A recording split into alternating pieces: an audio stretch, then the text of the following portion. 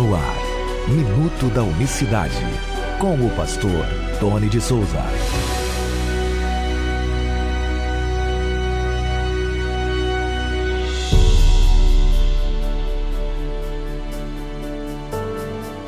Olá, queridos, graça e paz da parte do nosso grande Deus e Salvador Jesus Cristo. Deus abençoe a todos nesta quarta-feira, dia 27 de março de 2024. Aqui estamos para mais um áudio do programa, do nosso podcast Minuto da Unicidade, onde nós falamos da unicidade de Deus, ou melhor, da divindade de Cristo. Quem é Jesus segundo a Bíblia? Será que nós conseguimos somente enxergá-lo apenas como Filho de Deus?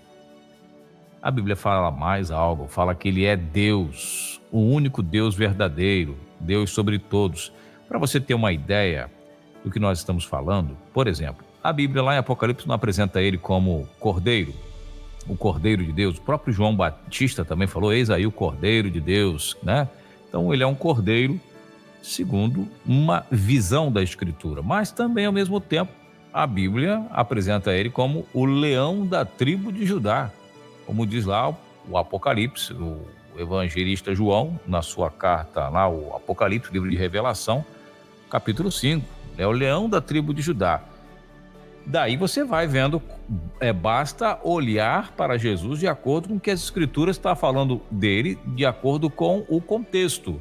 Por exemplo, ele é o pão da vida, ele é a árvore da vida, ele é a água da vida, ele é o caminho, ele é a verdade, ele é o filho de Davi, ele é o filho de José, de Maria, e por aí vai.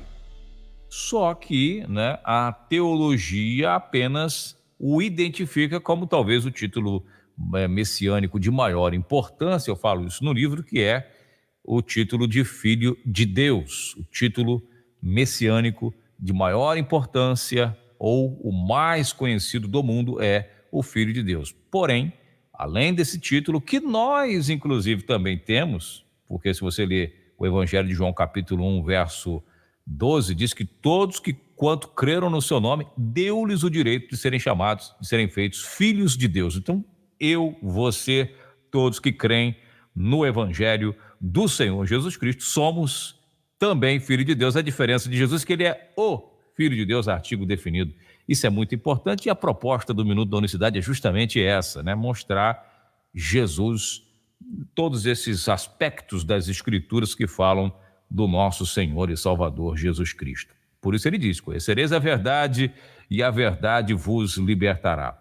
Bom, mas o texto que eu quero falar hoje está no livro que escreveu o profeta Isaías, diga-se de passagem, que aliás é o maior profeta que falou do Messias, o que mais falou de Cristo, profeta Isaías. Capítulo 40, verso 18. Preste muito bem atenção. Afinal, com quem Deus pode ser comparado? Com o que ele se parece? Outra tradução diz, a quem, pois, fareis semelhantes a Deus?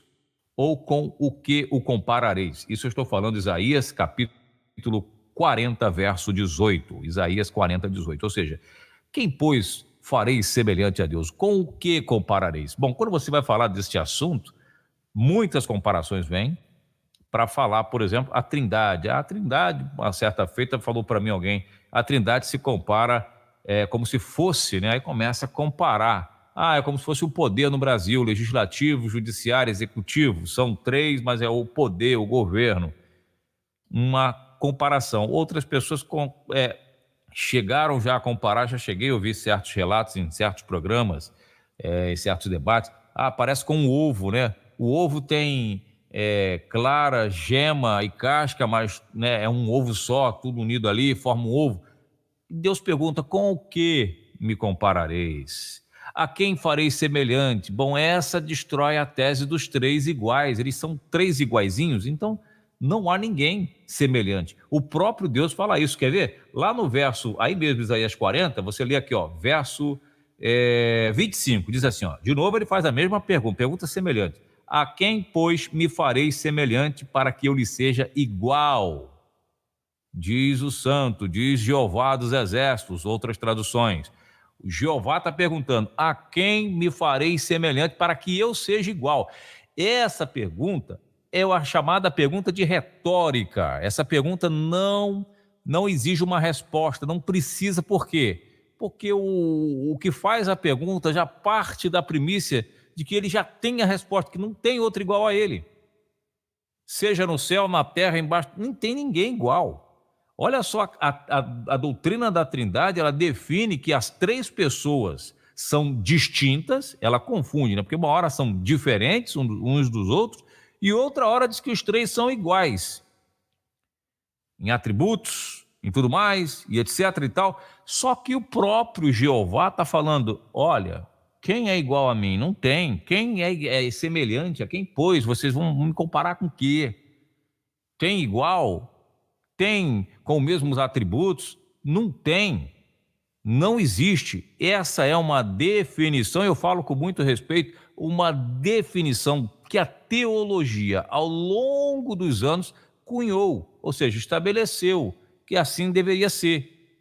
Como muitas coisas da nossa sociedade, os eruditos, os sábios, os filósofos, né? O cara diz: vai ser dessa forma e pronto. Acabou, quem vai dizer que não é? Você está me entendendo? E assim a teologia se reuniu, você pode pesquisar e dar um Google rapidamente, Concílio de Nicéia. Ficou decidido que assim seria no Concílio de Nicéia, que aconteceu no ano 300, terminou no ano 325, com 514 bispos católicos, definiram que a Trindade ia ser assim, desta forma como tem hoje nos institutos teológicos, exatamente como está. Se você pegar, por exemplo, a teologia sistemática católica, ela é igual, idêntica à da evangélica, não muda.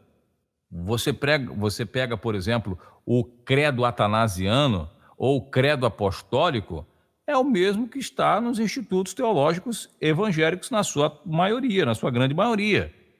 Você entende? Por quê? Porque vem da mesma fonte, a mesma raiz teológica.